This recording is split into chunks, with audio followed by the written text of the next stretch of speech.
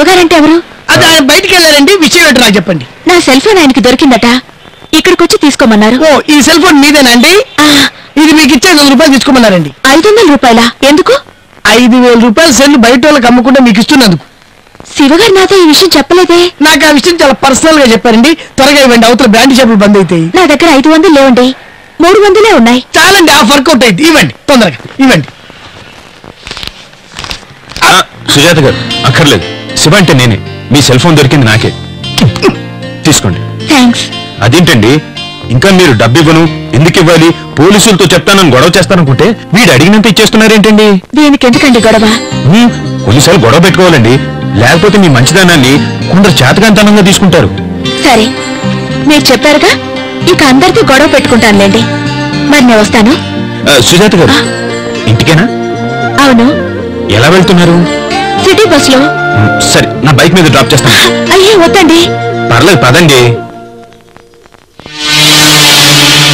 మన owner guarantee ఏమైనా టపిమని పడిపోద్ది.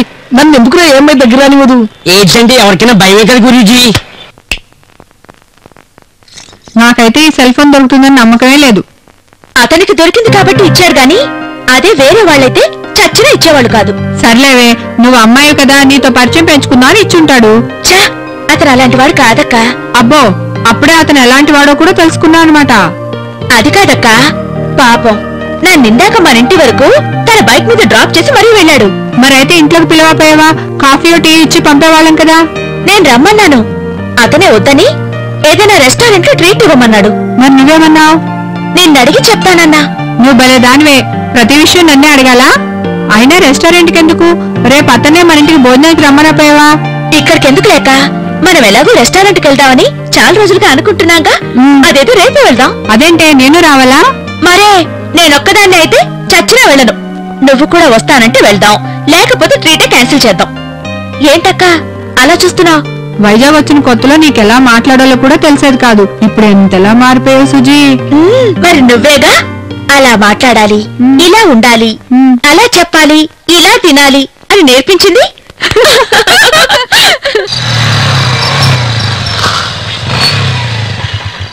నీలు, రేపు కైలాసగిరి వెళ్దామా? అమ్మో వద్దు, ఆఫీస్కి వెళ్ళాలి, లేకపోతే ఉద్యోగం పీకేస్తారు. బోర్డు ఉద్యోగం పోతే పోయిందిలే, ఆ 2000 నేనే ఇస్తాను. నిజమా? నిజమే, నీకోసం నేనేమైనా చేస్తాను. అలాగైతే మన పెళ్లి ఎవరు కాగు, ఆ తర్వాత ఏమన్నా చేద్దాం.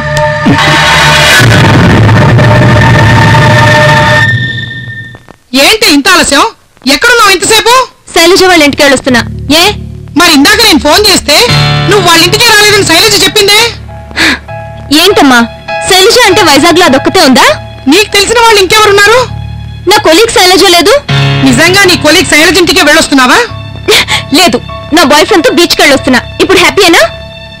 నీ ఇష్టం నీలు, ప్రతిదీ చెప్పించుకోవడానికి నువ్వేం చిన్నపిల్లవు కాదు. ఆ తర్వాత ఏదైనా జరిగితే బాధపడేది నువ్వే. ఆలోచించుకో.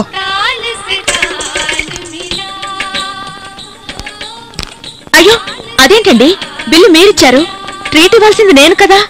ఇప్పుడు మీరు బిల్లు పే చేశారనుకోండి, మీ సెల్ ఫోన్ మీకు ఇచ్చినందుకు మీరు నాకు ముష్టి పాడేసినట్లు అవుతుంది. ఇంకోసారి మీరు ఇద్దరులేండి. అరే, బిల్లు మీరు పే చేస్తారని తెలుసుంటే నేను ఇంకేమైనా తినేదాన్ని కదా. దాన్నే ఉంది మేడం, ఇంకేం కావాలో చెప్పండి. బేరర్. అబ్బే, మా అక్కయ్య సరదాగా అంటోందండి, తను సన్నబడాలని ఇప్పుడు బాగా డైటింగ్ చేస్తోంది. డైటింగ్ చేయాల్సిన అవసరం నాకేంటే? పెళ్లికి ముందు లావుగా ఉంటే పెళ్ళవదని భయం ఉండేది. ఇప్పుడు నేను లావైనా పాపం మా ఆయన నన్నేం అనలేడు కదా. 50 నువ్వు ఉంచేసుకో. బాబు సార్, ఈ టిప్పు డబ్బులతో నువ్వేం చేస్తావు? ఏం చేస్తాడు? ఏదైనా మంచి రెస్టారెంట్కి వెళ్ళి భోజనం చేస్తాడు.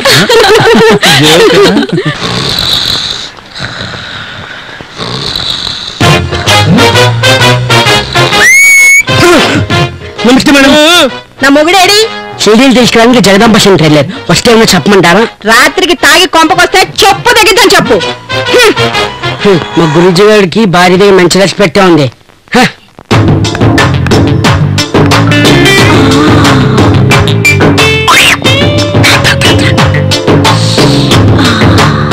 రేట్ ఎంత?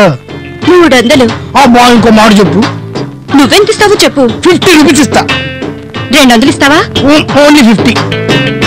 పోనీ 100 ఇస్తావా? నువ్వు 100 సార్లు అడిగినా ఓన్లీ 50.